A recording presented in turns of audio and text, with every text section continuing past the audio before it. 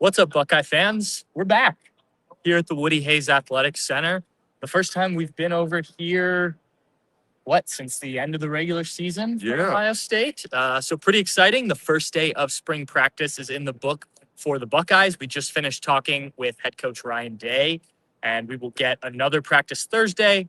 And Julian Sand and Kenyatta Jackson will speak after that. But let's get into this practice, Dave. We'll also touch on what Ryan said. But just from out here, we watched an hour. What takeaways did you have, even though no pads, very little of 11 on 11? What did you make from today? Just the massive turnover on this team. More than half the roster has been changed. I mean, I've covered this team a long time. It's always interesting coming out the first day of spring and seeing the new guys. It's never been anything like this. All the new numbers. And I think, Coach Day talked about this. I think they did a really good job in the portal. Not like A+. I give them a B+ in the portal because it lacks star power, but man, did they fill their needs. A bunch of veteran guys. And I think you would take the guys they brought in over the guys they lost without even thinking about it. I mean, they have twice as many snaps that they're bringing in, career snaps, as snaps that they lost. And most of the snaps that they lost were Tegra. He really made up for a lot of those. And they brought in over 14,000 career snaps just from the transfer portal. So, and a couple of the true freshmen I definitely wanted to look at. Legend Bay was the first one I wanted to see. Burst is the first thing that comes to mind when you watch him. You can just see that burst. No surprise if you've watched his film. Chris Henry Jr. just glides out there. He's every bit of 6'5". I wondered, when he'd measure in, because they are very serious about their measurements here. He's listed at 6'5", 195. Almost kind of looks skinny because he's so long, but I've heard he's actually pretty strong in the weight room and will just get stronger. But 6'5", 195.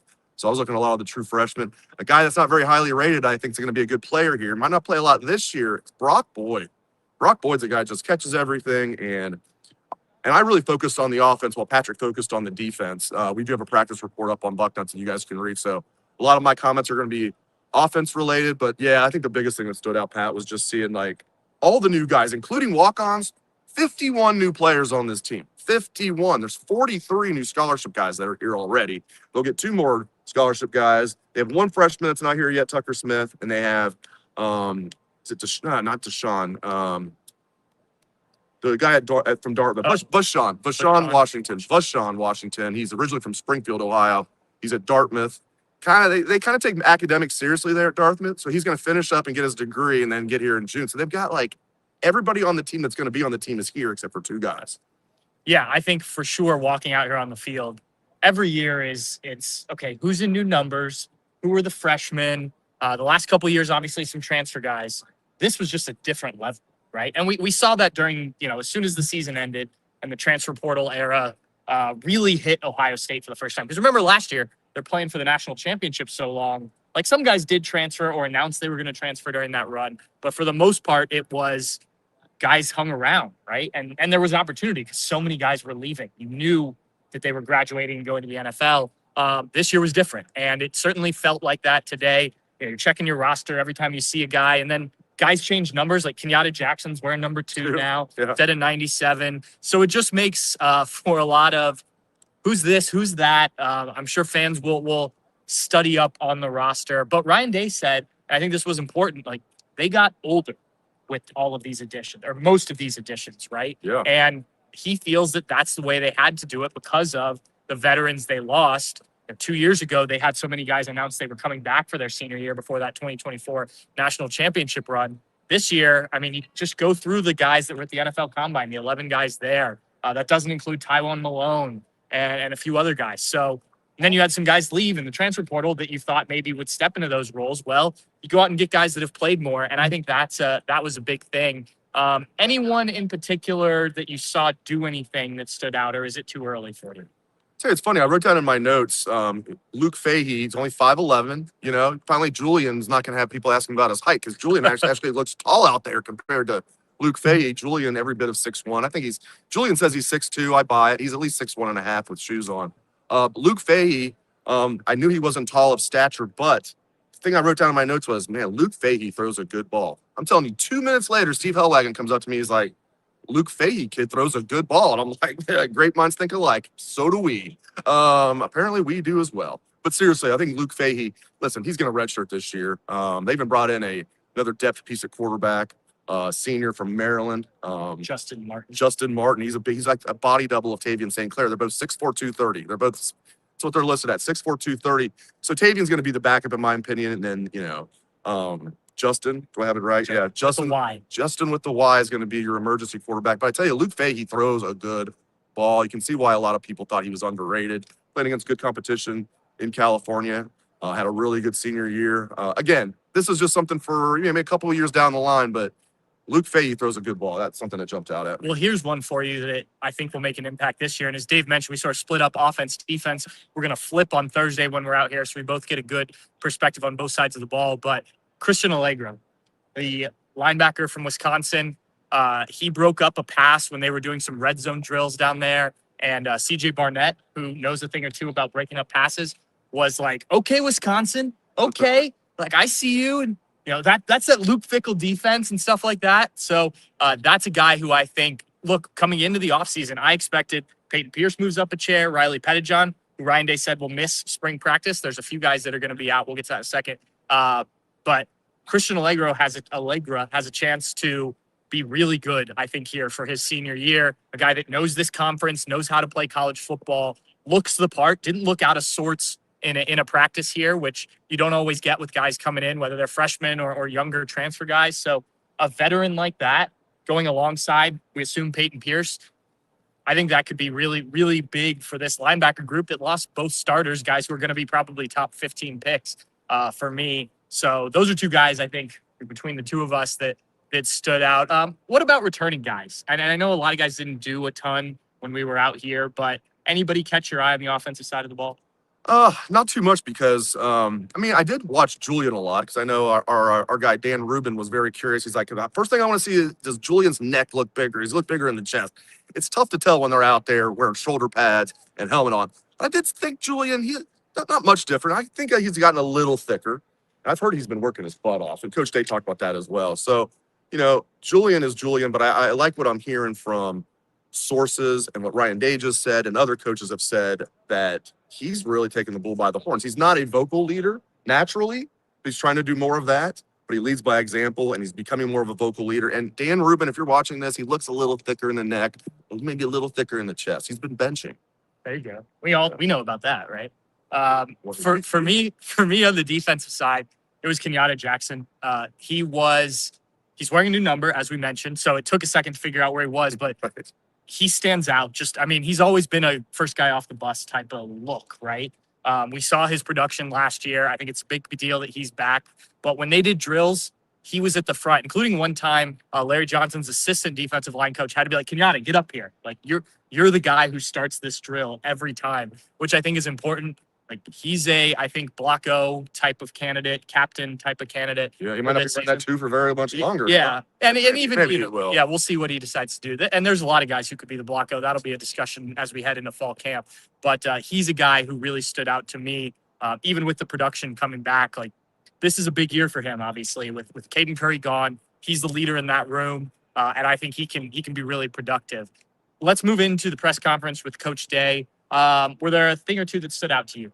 Definitely, because he was even asked a question, not necessarily your biggest concern, but position group that you're really curious about. And he gave a really long answer, and then the reporter followed up. Is there one group that you're really focused on? And he had already talked about running back and how he was concerned about it. He said, yeah, if there's one group that I'm concerned about, it's the running backs.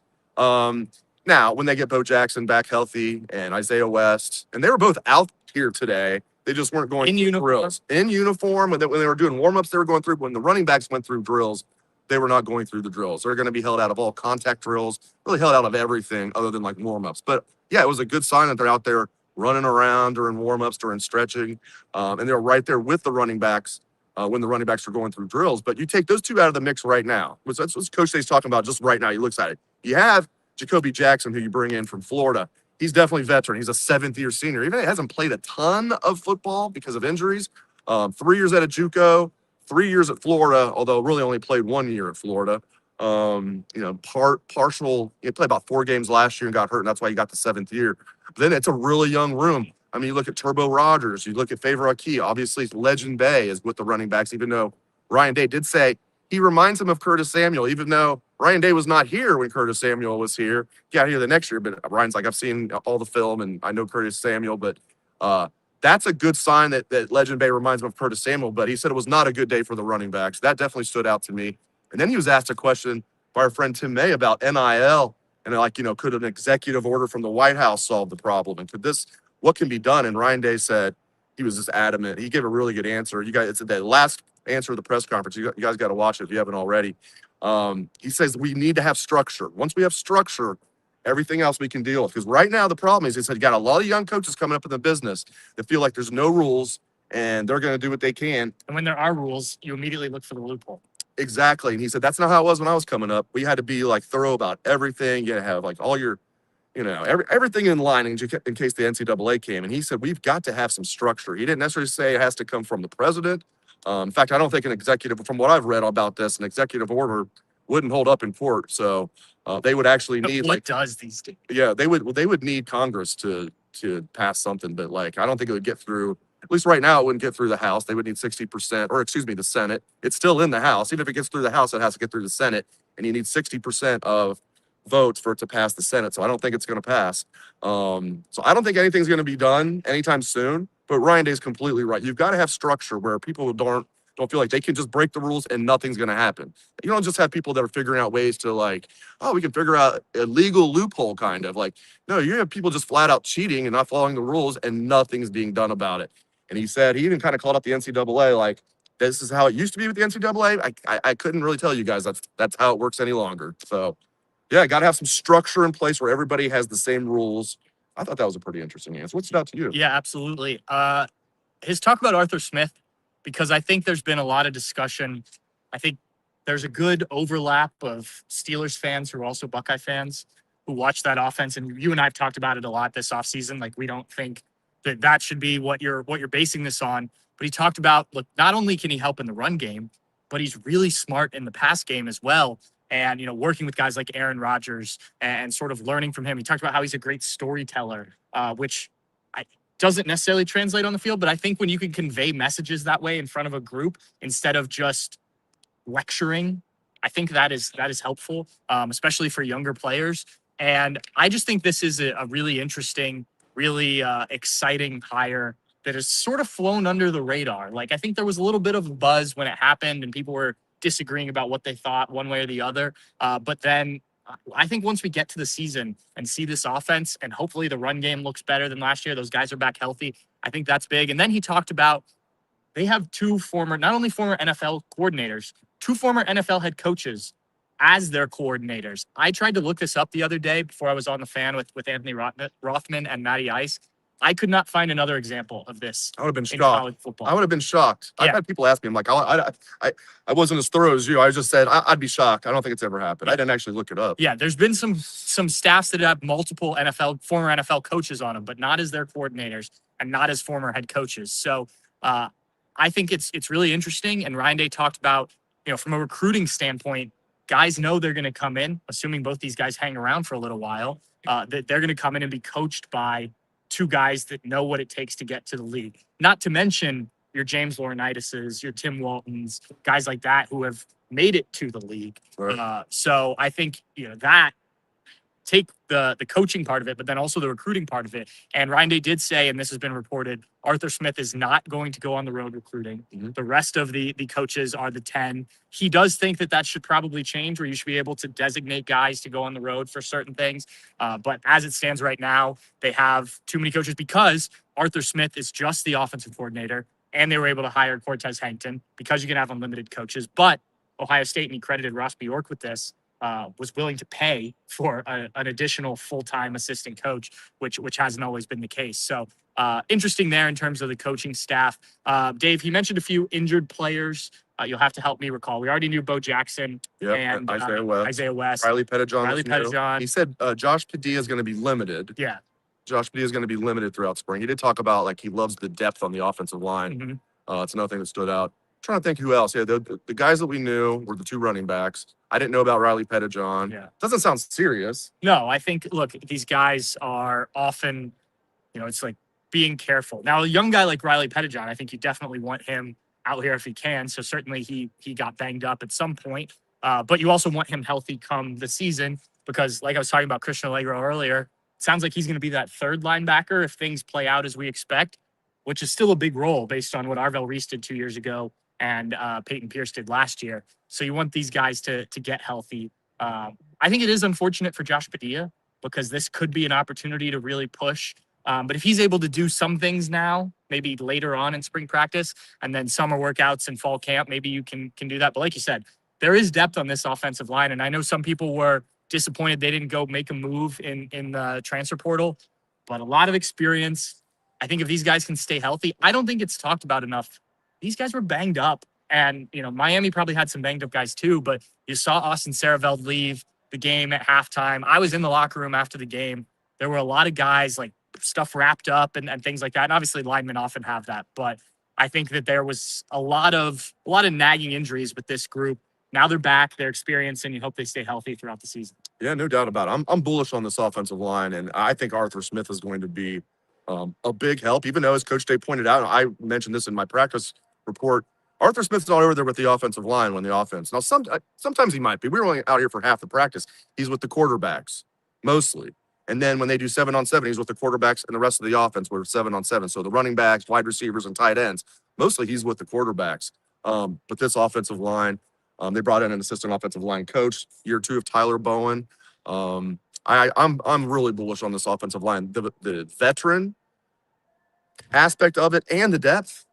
They go, as Ryan Day was saying, they go 7-8 deep on this. He means 7-8 guys that could start, not just guys that are, could possibly play. And a guy like Sam Greer might see the field a little bit as a true freshman. He mentioned Carter Lowe. Carter Lowe's dropped a lot of weight. He's down to 313 pounds. I mean, he was pushing, I think, 340 last year. So, yeah, I like this offensive line a lot. All right, we're going to wrap it up, get back to work. As I mentioned, we'll be back out here Thursday when we will also get to talk to Julian Sayin and Kenyatta Jackson. So keep an eye out for that. And we'll do probably another one of these after we get done. So watch out for that right around this time on Thursday. Thank you guys for tuning in. Thanks, Dave. We'll talk to you soon. It's right when the basketball